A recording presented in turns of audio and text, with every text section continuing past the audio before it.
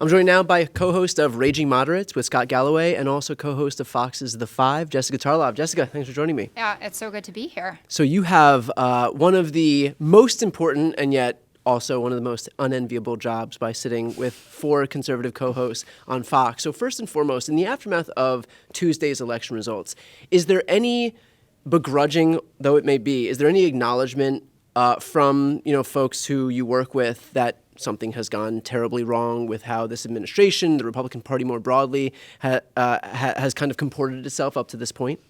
There have been flares of it. I mean, if you spent all day watching conservative media, you would see pockets. Yeah. Certainly like, Brett Baier and Martha McCallum talking Right. about it. Dana Perino was talking about it on The Five.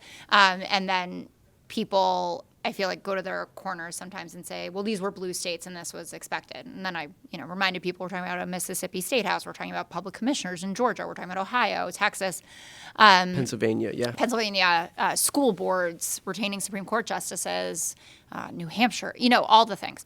And, some eyes then glaze over, but I do think that it is being processed. Because the way that the Republicans have ended up in this position is going straight through the main argument that they always make, which is that we're better for the economy, right? And most of them are inherently anti-tariff. And Donald Trump has kind of shoved that down their throats. Right. And it's having this huge effect on cost of living and morale in the country, our allies, all of it. And so I feel like there are all these different tentacles that are actually intertwining or coming together with an election night set of results like that. Because it wasn't just winning or getting by. Like, people thought, I don't know what your expectation was in New Jersey, but I thought, okay, maybe Mikey Sherrill wins 3 to 5 points. That was my expectation. Right. She'll get by. Yeah. But I was worried that she would win the same margin as Phil Murphy. As Phil Murphy or that Kamala Harris did. And I don't want that to be our benchmark because 2024 was such an underperformance. Well, totally. And New Jersey should be a yeah, blue right. state. Yeah, like, we're exactly. talking about the tri-state area. I'm a New Yorker. You're a New Jersey guy. Yep. Like, we're supposed to be a certain way, Right. or we have historically, and the two states that trended the furthest towards Donald Trump were New York and New Jersey. So there was a lot of work to do, counties that had never gone red that went red. And so when I saw 13 points, and it wasn't even that they could blame the candidates. Some of them have said that, well, we ran bad candidates. Winsome Earl Sears is a bad candidate. Jack Ciattarelli is actually a pretty good candidate. Yeah. He got close to Phil Murphy. He had support. He was flipping some group support that I was surprised at. I thought he closed terribly by just saying, by doing Kamala Harris on The View, actually. Donald Trump gets an A, and I wouldn't do anything different, even though he's taking my infrastructure spending. Did you learn nothing from what happened to us? Yeah. But seeing 13 points and then 15 in Virginia for Abigail Spanberger, I was like, God, this is a real walloping. Well, the part I think that's most striking about all of this, especially kind of doubling down on this idea that, these were just blue states, which suggests that there's not going to be any course correction. And granted, that's been a longstanding theme in the Republican Party. After Trump won in 2020, there was no course correction. They all just pretended that Donald Trump won. But it worked out for them. I mean, it ultimately did work out for them. But in this situation right now, the irony is that the reason that Trump got so far ahead and that Republicans got so far ahead is because the Democrats, and I include myself in this, were trying to convince people that the situation was much better than it actually was, right. like the economic situation in this country. And when you tell people that actually know everything is fine and they're feeling like it's not, there's going to create not just this disparity, but they're not going to trust you on anything else you say, economics notwithstanding. And so do you find that kind of weird that Republicans are right now doing the same thing that they were able to capitalize on just this past election cycle in 2024? Totally. As if they've blacked out the whole experience. Yeah. And I've said that multiple times on The Five. You guys, rightly so, told me that showing up and touting a great GDP number or inflation coming down is not enough to get people to support you on election day. It's a great talking point. Pointing to a stock market where, in a country where most people don't own stocks or certainly not the stocks that are making them bazillions of dollars, right? Maybe their pension fund is invested.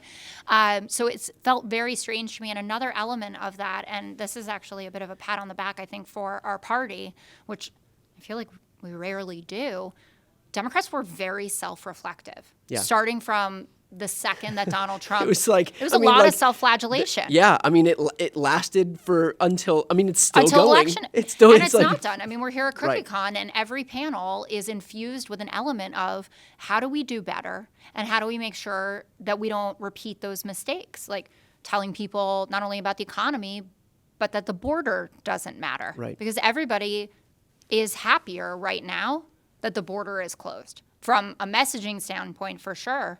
But once people, I guess, feel safe to talk about it, they're like, I want a better working, functioning asylum system. But we couldn't have 250,000 people coming in here on a monthly basis, and Joe Biden acted too slowly. And I think, especially if you're trying to talk to people who you disagree with, which is how I spend most of my time, Right. being able to admit those things gives you space to then be able to say something contrary to what they're doing. So the lack of self-reflection in that sense, like not meeting us where we were, because I think that we set a very good example for what you should be doing after you lose, which is saying like, oh, this happened. I wonder why. Let's do a lot of research. Let's try different media things, Right. you know, whatever. I mean, it was that or storm the Capitol. Which So, it's just like- not our vibe. Not our That's what I'm vibe. trying. My husband was saying to me, he's like, do you think we have to get a gun? And I was like, I don't know. Well, what would we do with it? He's like, someone could teach us, right? Like you have a bunch of liberals. Yeah. Like, I mean, look, where you work, I'm sure anybody would be glad to teach I could find a you. teacher. You could pretty find a easily. teacher. No, but that's the kind of mentality that I think a lot of people have about this feeling that we're teetering on the Yeah. brink of something. And so we're in this happiness moment from the election, but I don't know. It's like It's still tenuous. And granted, this was an election about New York and New Jersey and California and Virginia. I mean, I'm sorry, and Virginia and Georgia. But at the same time, you know, there's a really important election coming up in 2026. On that point, you know, the difference between the right-wing media ecosystem and the left-wing media ecosystem is that the right was largely successful at insulating its viewers from a lot of the reality of what was going on. I mean, the whole idea of being able to convince people that an election that was free and fair was stolen because there's ballot dumps or because there is, you know, like some foreign dictator was interfering or bamboo ballots or suitcases, vote like, I mean, the conspiracy theories went on, but they were successful at and convincing. continue to. And It's still continue to nearly be. 60%. Right, to this day. Yeah. And so given that point, that they are able to convince some folks of an alternate reality, how are you thinking about that in terms of what we're seeing right now, which is these Republicans continue to try and convince people that an economy that is not doing better for people somehow is? And where is that disparity? Like, why isn't it working right now in the same way that it worked for, you know, leading up to January 6, 2021? They're so good at gaslighting people. They're so good at convincing them that they live in an alternate reality. Why is it breaking down right now? Well, I mean, a lot of the people who ended up switching are in that kind of swing voter group. Like I was just listening to Sarah Longwell on her panel, you know, talking about this, and she emphasizes, as she does on the Bulwark, swing voters actually exist. Yeah. And these are people who are open to hearing opposing ideas. And the mood right now, I'm sure you saw that on the exit poll, like, what do you think of Democrats? They suck. Who did you vote for? Every single Democrat on my ballot. Yeah. And, you know, this is an electorate that's super tuned in, right? It's not even a midterm election. It's an off-year election. And these are the people who are showing up to vote. So, you know, that's very meaningful to them, but they are harnessing something and they're seeing something about Donald Trump's popularity. It's like, you know, I've been talking about it extensively, how unpopular it is, how unpopular the policies are. But the real manifestation of that is obviously an election night. And that's the only poll that matters in all of this. So you can point to that. But one thing that I try to emphasize, and I think it's important for liberals to do more, is that you can't change their reality. And I don't even really try anymore to say, like, you need to stop thinking what you do about January 6th. Like, it's not worth it to have a fight about whether it was an insurrection or it wasn't an insurrection, or when, you know, if Jack Smith had the goods on the Mar-a-Lago documents or whatever. Like, you have to work with the reality that you have, because these are the people who are going to show up to vote. And so I try to kind of mix reality into my commentary while also making it clear that I'm not being disparaging or looking down on anyone. Like, we have to, I guess, do better at opening people up to the idea that we're not those caricatures that we saw in all of the exits, right? Like preachy and Right. Scoldy and right, because people will choose someone who doesn't think that they're an idiot. Right. So I think that factors in a lot to how people are receiving information about what's actually going on, and also just using quotes from other people. That's like my favorite thing to do. And I mean, you do tons of research for your show, but when you say like CEO of Walmart, don't take it from me. Right. CEO of Walmart. I literally say that almost every day on my channel. It's like, hey, and don't take it from me. Take it from... I'm biased. Right. Right. Like Andy McCarthy says blah, blah, blah. It's not the same. We both love Mark Elias. Yeah. Fox audience doesn't Right. care about what Mark Elias thinks, but Andy McCarthy, Right. or Jonathan Turley was out there on Mar-a-Lago documents. You have Marjorie Taylor Greene coming out and saying the Republicans have no plan for health care. Like, don't you I don't feel have to... weird about her though. Well, I think that there is... She's fun to use. There is definitely a bit of opportunistic, like she's clearly angling for something. Nobody turns that quickly without that openly without having some ulterior motive. But that notwithstanding, I am curious because in the lead up to the 2024 election, it was a lot of those culture war issues, and that's really what Republicans were able to exploit in their victory. Do you think that there's some sense of buyer's remorse now, given the fact that like this was an entire election where the biggest ad spend was about gender reassignment surgeries among prison inmates and trans athletes, of whom there are 10 in the NCAA. Right. Do you think that there's a sense of like, oh, maybe we got duped by ushering in a political party on the back of an issue that impacts 99.9% of people, zero, and yet, when it comes to issues that actually impact people, like that was not talked about in the lead up to 2024. Well, they had no option in 2025 to run a different campaign besides preying upon culture war issues because the economy is doing really badly. Yeah. And the border is secure now. And that was a great thing for Trump to be able to run on. That's why he squashed the bipartisan bill and, made James Langford cry. He was like, no, I need this for the election. I mean, he pretty openly, too. Yeah. I mean, the guy, to his credit, I guess, he doesn't hide these things. Right. So when you can't tell people you have more money in your bank account, your groceries are cheaper, you're going to take a second vacation this year, you have to go to something else. And they were also working with, at least in Virginia, a very bad candidate who I think was not coachable towards any other talking point. I mean, she had said on the record so many inflammatory things about DOGE. She said, like, why is everyone so upset about the cuts? It's like, you're the lieutenant governor of Virginia. Yeah. Everyone in your state works for the federal government, basically. So I think that they were out of options, which makes me wonder about how they'll tackle the midterms. Yes.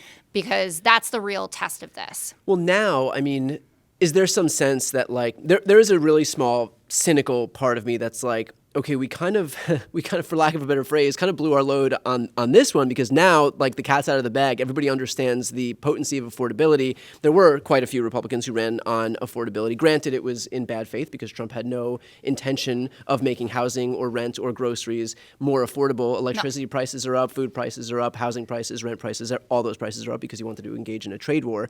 But they were successful in 2024. Democrats were successful in 2025. And so what does it look like as we head toward 2026 when you have both parties saying the same thing, a winning message from the last two elections? And how do you stand out? How do you overperform when both candidates are going to lean in on the same exact message? I think quality of candidate will really matter. I've been heartened in seeing that we're trying to redux the 2018 camo wave. Because that was some of the most exciting. Mikey Sherrill and Abigail Spanberger are now governors, right? And they can't. Alyssa Slotkin is a senator from Michigan. I love Pat Ryan, and he's kind of been spearheading this with Jason Crow, getting out there and recruiting people who talk like them and have those kinds of experiences. So I think that that's really smart, and the candidate quality is part of it. I think it's under-discussed in the wake of the win that the DNC did some good things here, and that we need to let up on Ken Martin a little bit about it. Yeah. I'm not close to that world. Like, I get the emails, but I'm not embedded necessarily. But they seem to have taken the approach that Nancy Pelosi always had and was so successful. If you want me there, I'll be there. If you don't, I'll send you some money. Yep. And you go about your business. Yep. And those are the races that are going to be winnable for us. That's why losing a Jared Golden is so tough, because I don't know anyone who can pull off that seat. Like, to me, that we're kissing that goodbye at this point. But when you're hearing it coming from both sides, I think it's going to be the person who is really out there campaigning hard and spending time with you and asking you about how you're doing. That's the Mom Donnie thing, right? Just what's wrong? Yeah. Like, how can I make your life better? Getting back to basics of not necessarily big government, but effective government. And our panel this morning that Lovett was hosting was like called "Are We Having Fun Yet?" But it was about, or it was supposed to be about, but I got very sidetracked. It was a crazy cast of characters for one panel, but it was supposed to be about, you know, how can we make the Democratic Party cool again or politics cool again? And I felt very sad about the fact that young people in this country don't know what it feels like to love politics or to be excited about a political figure like Obama. Like, I grew up in the Obama era. I remember being at college organizing buses to go to the polls for Obama in 2008. And then the Affordable Care Act passed. And like, I graduated and I had health care because of him. And also he's like, you can't not. He's just awesome. He's awesome, and you can't not watch him and just be inspired by what politics could be. But like Gen Zs are growing up in a political They've only known era. Trump. They've only known Trump, and they've only known school shootings. They've only known COVID, and so of like politics only has negative associations for them. So I totally agree. I mean, it was interesting for me. I'm a total Hillary Clinton diehard person, so you know I know that she doesn't do it for everybody, but there was this moment at the DNC. You know, she spoke on the Monday night. You were there too. It was incredible. I thought it was one of the best speeches that she's delivered. The room's totally electric about it. And I'm talking like in the hallway with some young girls who are there from all over the country. And they say to me, I didn't know that she was that great. And I was like, it's sad to me that you don't know, but I understand. I mean, people become, in the minds of viewers and Americans, they become the caricatures that people portray them on, or that the media portrays them as. Well, especially over because and over and right-wing over. media is so much more powerful than left-wing. Correct. And I think we're doing better. I think, you know, Chorus is helping a tremendous amount, people going on each other's pods and crisscrossing and trying to have difficult conversations. But we are still so far away from having a comparable pull, I guess, not just in eyeballs, but in, power to sway opinion. Well, you know, you probably above anybody else, maybe in the United States of America, have the ability to talk to I know that for my audience is largely liberal, and of course very grateful for my audience, but also grateful for a sliver of people who are independent or who are Republican, and I hear from those people every once in a while as well.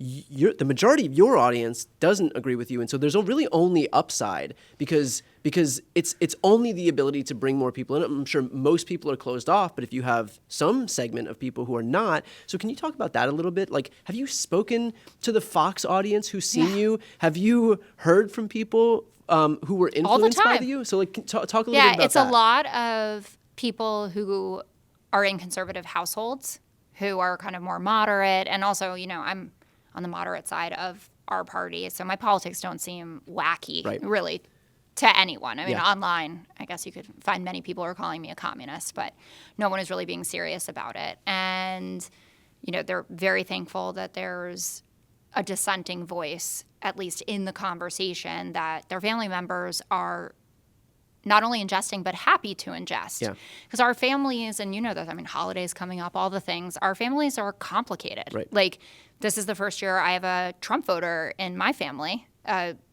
liberal Trump voter who voted on the issue of Israel. And everything else about Trump's platform, not into, but he was like, he's going to be better for Israel, and he feels vindicated at this point with all the hostages having come back. So I think having this understanding that all of our communication has to be centered around shared humanity. Like, if you watch The Five, the entirety of the episode, which most people who, you know, might be consuming your channel have only seen clips of me, you see people who are real colleagues and even friends, people who see each other every day, right? You're showing up to work with these people, know about their kids and their dogs and all of this. And I think that that's a formula that is so resonant with the country that we have not been able to replicate on the left. I mean, there are panel shows, obviously, but it's still like commentators that are kind of smushed together versus this wacky family vibe. And I think that that's a really big part of it, and something that I try to center in it, that like winning an argument is not about a takedown or being able to get, have a viral clip. Like, all of that is all well and good. But I want to emphasize, and I did on the panel, that the point is that this is an ongoing discussion. It's not a drop in, drop out situation. And that's how you can actually change people's minds. And I'm sure for the ones who you do, they watch your channel repeatedly. Yeah. And they get to know you and who you are as a person. Right. I think it's important, to build up that credibility, because without that, like you said, it's not going to happen in just one moment. You're going to land a gotcha and then change. I hate that even when I see it where people will text like, oh, I'm going to go on and I'm going to blow things up and do whatever. I'm like, you're not going to get invited back. Yeah. Also, because that's not the system. Yeah. Well, and also when I think about how Democrats, at least up to 2024, have used their money, it's like we see ads in like September or October of an election year, and like that's it. And you're not going to convince people, especially in an era where they're consuming media all day long. They're watching podcasts that may be an hour long, but maybe 4 hours long or 5 hours long, or they tune into the 5 and watch you guys every day. Listen to you and Scott on Raging Moderates, but like these are long form. This is long form content. And people listen to you and they build up their political ideologies and their worldviews from that. And so the notion that you can just drop some ads in October of an election year that last 15 seconds and think that that's going to have pull or persuasion power in an era where people are consuming so much content constantly and have parasocial relationships with these trusted messengers who are doing the work 365 days a year is so backwards, so anachronistic. And I mean, look what happened in 2024. That's the direct result of that. Republicans have embraced independent media to a degree that it was previously unheard of, certainly on the Democratic side. Yeah. But they built up that ecosystem largely because they weren't getting what they needed from legacy media, but they did it.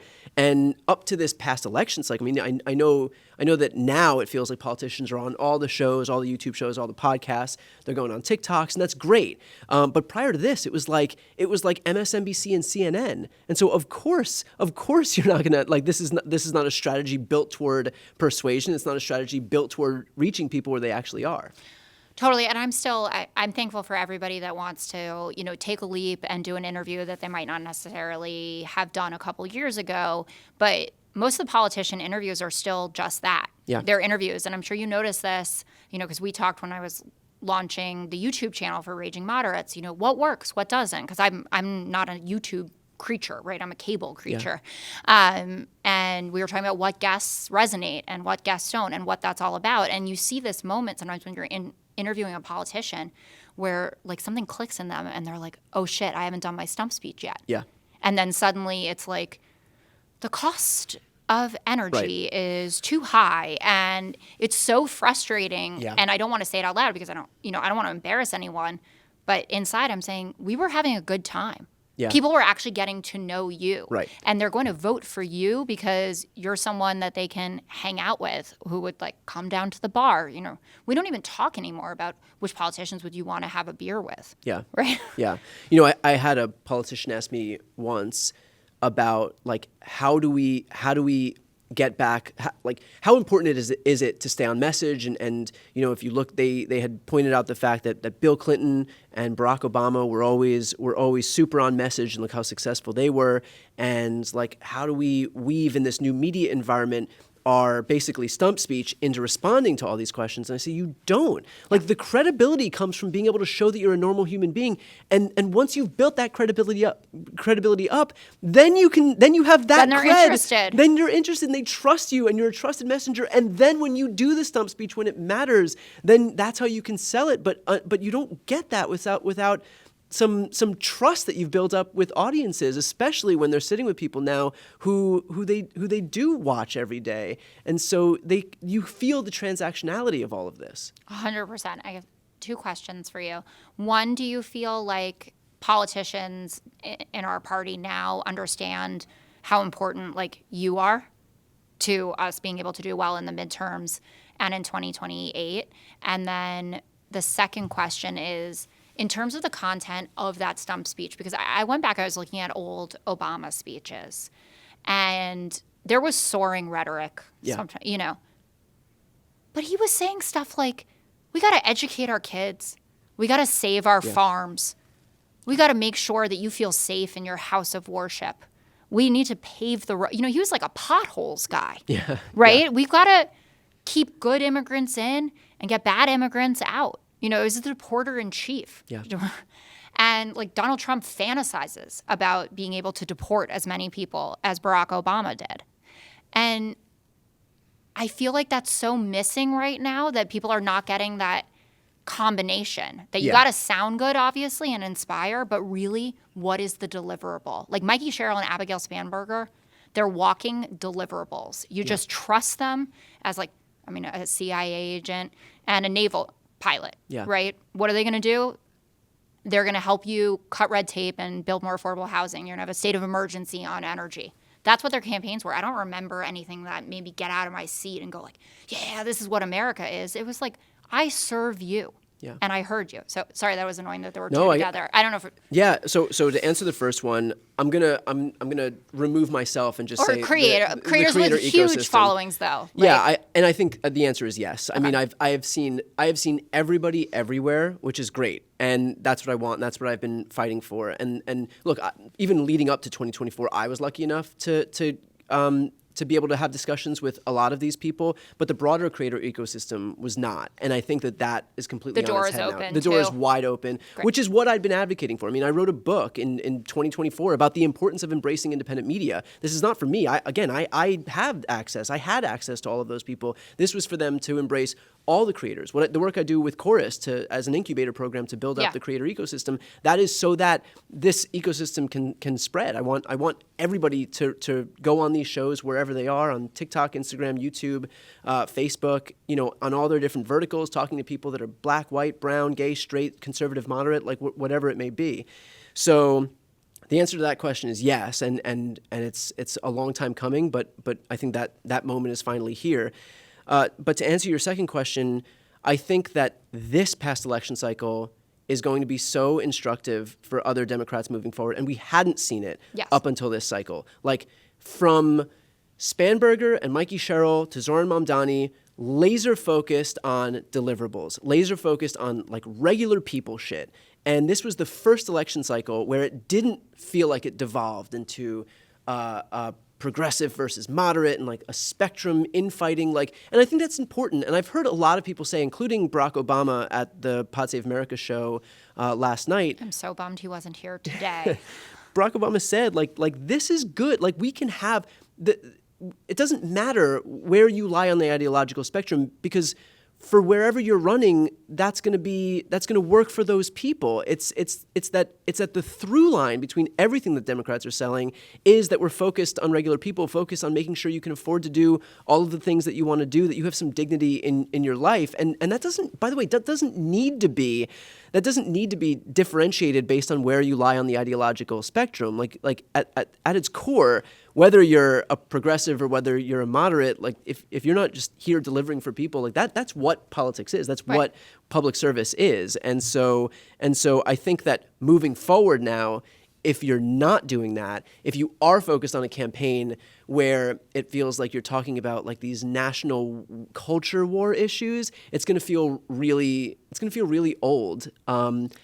Because I know it's not that old because it's the lead up to 2024, but everything moves so quickly, and it's going to feel really, really old as a campaign.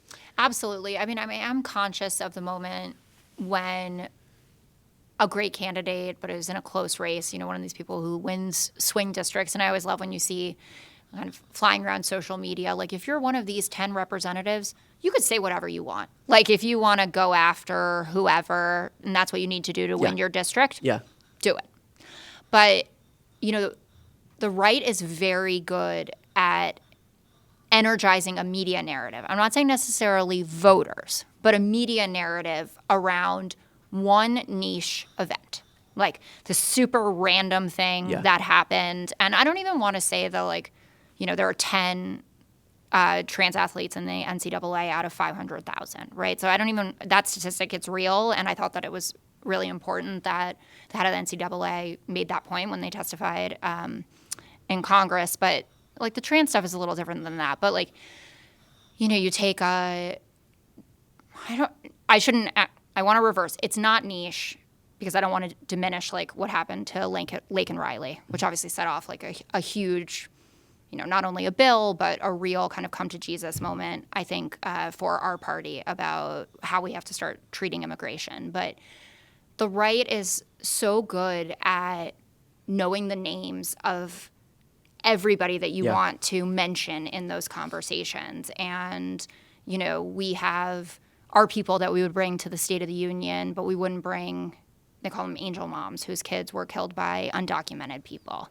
Or you have, Joe Biden backtracking when he said illegal alien and then has to go back to saying undocumented and those kinds of things. And they may seem like minor in the moment, but they live forever in the lore in the conservative ecosystem. And that's what I, stay up at night kind of panicked about, because it becomes embedded in everything and their perception of us as a party. And I think right now, we did well in an election, but the brand is still in the toilet. And it's going to be very hard to rehab maybe we don't even need to. Well, look, I think the brand problem will solve itself in the sense that we can't you don't just fix the brand. Like, you can't just say we're changing the brand. And like Cracker Barrel goes back to the other brand. Like there's no sign. Like, you don't put a new sign up and you're like, the brand is different now. I hereby proclaim. Like, you change the brand by running people who connect with more people. Like, Zohran Mamdani changes the brand. Yeah. There's a cultural element to this but you only need those new people. And frankly, a lot of the Democrats who are in office right now, their unwillingness to leave is actually what's doing the brand harm, because it's entrenching the same problems that we've had before. And so, you can try and like tweak around the edges and teach some of the people who, but by the way, like some of these like 70 or 80-year-olds who've been there forever, how to like get more social media savvy. But like, that's not going to do it. Like, you fix the brand by the brand is a reflection of the party, and the party is the people who are in it, who are running these campaigns. And so that will happen over time. And I think that as we get this 2026 slate, I'm really excited about it, because these are candidates who are younger, they're more dynamic, they have grown up in an era where digital doesn't feel like something that you have to refashion your existing comm strategy into. Like, this is not like, oh, well, we have our mailers that we do and our TV hits that we do, and like, let's figure out something that we can throw into digital. Like, these are digital first. Zohran Mamdani is digital first. Newsom's Prop 50 campaign was digital first. And so I think having these candidates who are more comfortable in these spaces, who did not grow up in an era where, you did C-SPAN hits and CNN hits, that's going to fix a lot of the problems that plague us right now. Yeah, I'm curious or how you're feeling about, there are going to be some contested primaries. I always hopeful we win a Texas Senate seat, always disappointed. But, looking at James Talarico and Colin Allred in there. And I think they're both very compelling. I think James Talarico is obviously more compelling on your phone, whatever ads you're seeing from him, or we had him on, and I was blown away. And, I love that this new crop also is so faith first, that they're comfortable talking about their faith. Because I feel like we've run away. We've ceded so much like patriotism, nationalism, faith, whatever. James is especially adept at that. But, the moderate versus, Talarico's not like a progressive in like the AOC sense, but definitely, to the left. And we're all Yeah, but he's, I'm curious how those kinds of contests are going to play out, because we all got the memo. This is a big tent.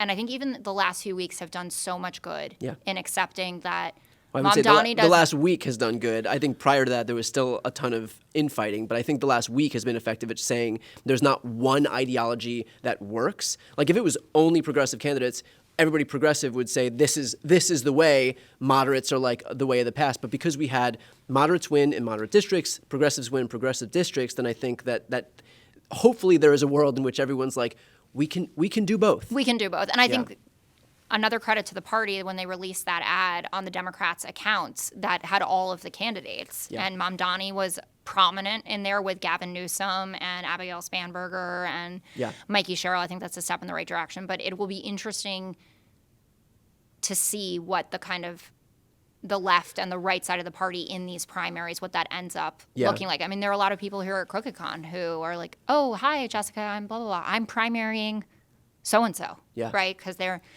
wrong on Israel, or, they're not standing up to Trump well enough. Yeah. And there's going to be some real infighting ugliness coming our way. There will. I think overall, like, there's a part of me that's like, obviously we don't want to relive another Bernie Hillary. I mean, Never. It's so just like, I think everyone is so like injured from that whole era and traumatized from that whole era. But at the end of the day, I think that is less important than just doing democracy, like having these primaries and getting as many people in as possible. I think it's good. Like, the biggest problem with the Democratic Party is it feels like people were anointed. I mean, that was the problem with Kamala. That was the problem with Hillary. That was, it felt for a lot of people like there were even instances of that with Joe Biden when everybody dropped out so that he would, start winning the primaries there. But I think yes, it might be some semblance of a redux of like what we've seen in past election cycles. That pales in comparison to like getting these primaries, doing them and like doing democracy and like finding the candidate who's the strongest to prevail. And I think as long as you do that and you don't engage in a system where it feels like both sides didn't have the ability to make their case, like just do democracy. And at least that there won't be an excuse. You know what I mean? I totally agree. I guess it's my the worry is, having a message around it, right? When you see, like, if the more lefty candidate is doing well, then the right will write the story of, like the Seattle mayor, the guy who won, who was not the DSA guy in the end, but it's like, and we might be on the precipice of like another DSA mayor in Seattle. I'm like, Yeah. what do you care? You have like right-wing lunatics in offices all over the country. I'm less concerned about positioning ourselves in such a way that would preclude the right from being able to attack us, because the right. You don't have my job. I don't have your job, Yeah. but also the right attacks everybody anyway. Well, they that's the thing. they called Joe Biden a fucking social- socialist. Joe Biden. So at this point, if you're gonna get called And a socialist, Obama. Yeah, it right, doesn't matter. If you're gonna get called a socialist anyway, run these candidates. And by the way, they ran all of those attacks against Zohran Mamdani, and this guy changed politics in New York. He brought out a ton of people in New York who wouldn't have been engaged in the political process. He pulled over a bunch of people that I'm sure voted for Trump when he ran on a populist platform in the previous election cycle.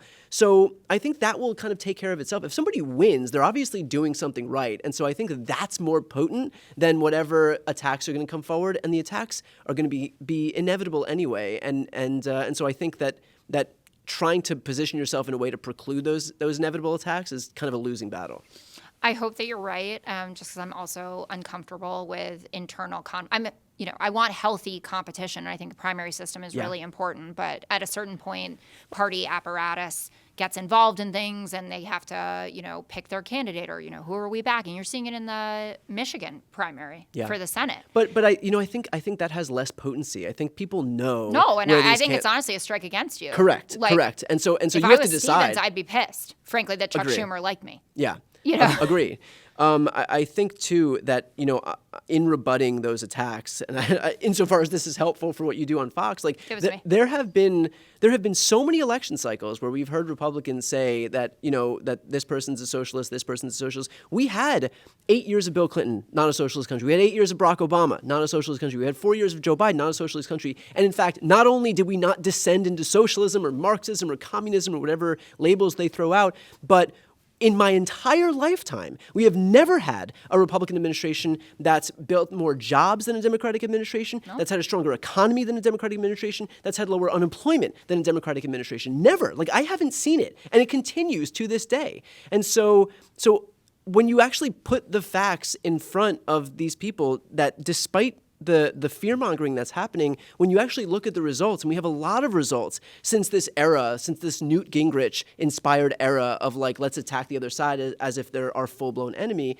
and call them socialists and Marxists. Since that era has begun, the results speak for themselves. And so at some point, you just got to look at what the results actually are, and that tells the story for you. Totally. And we even had it like on a little social card, you could put on all of your accounts where it's like, the 50 million jobs that have been created under Democrats and 1 million under Republicans or whatever. And James Carville's out there talking about it.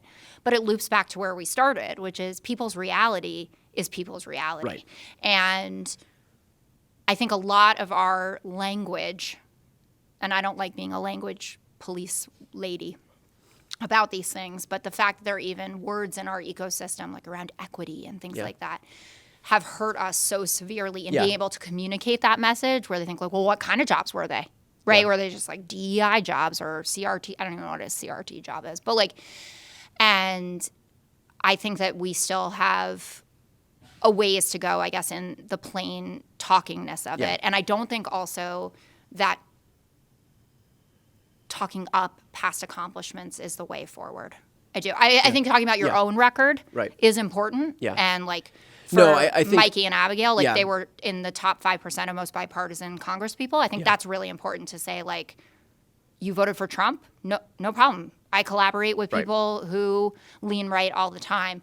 But our tendency to look to the past and to buttress how great we're... And tout metrics. But I think you're exactly right. I'm saying that in the sense of like when, to rebut that argument. It's important. But for these candidates who are running right now, it cannot be past focus. It can't It's talk like about nothing has happened. Right. Like you were just be born and you have these ideas. Correct. Like you have your experience, but you don't have the political baggage that we've had. And that's what the right does very well.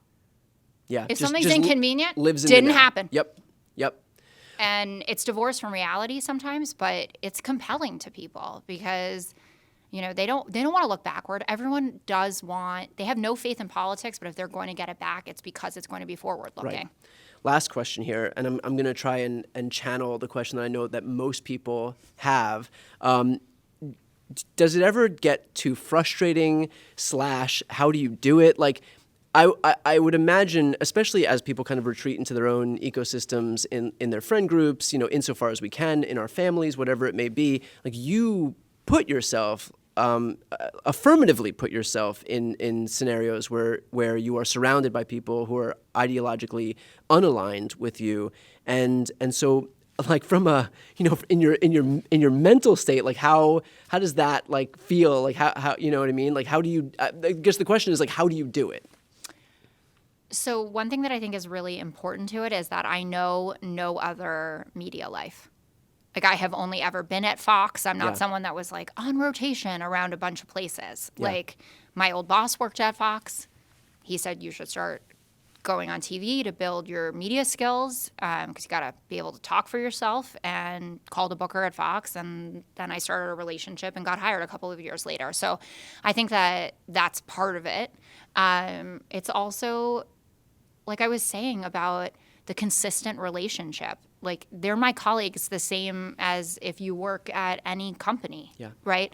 And I get excited by the idea of trying to figure out the most compelling or the perfect argument for something. And it's not a game, but we know each other so well that you can kind of think, okay, well, Greg's going to go this way, Jesse's going to swerve this way. Like what have we got to do? And Greg Gutfeld has said in interviews, which is very sweet. He's like, Jessica is my muse. Like when we're prepping for the show, I'm thinking, where's Jessica going to be going with this? And likewise, I'm thinking about it too. But what makes it even better or more exciting is that I know that the people that I'm talking to are channeling the ideas of the most important people in this country now, politically speaking.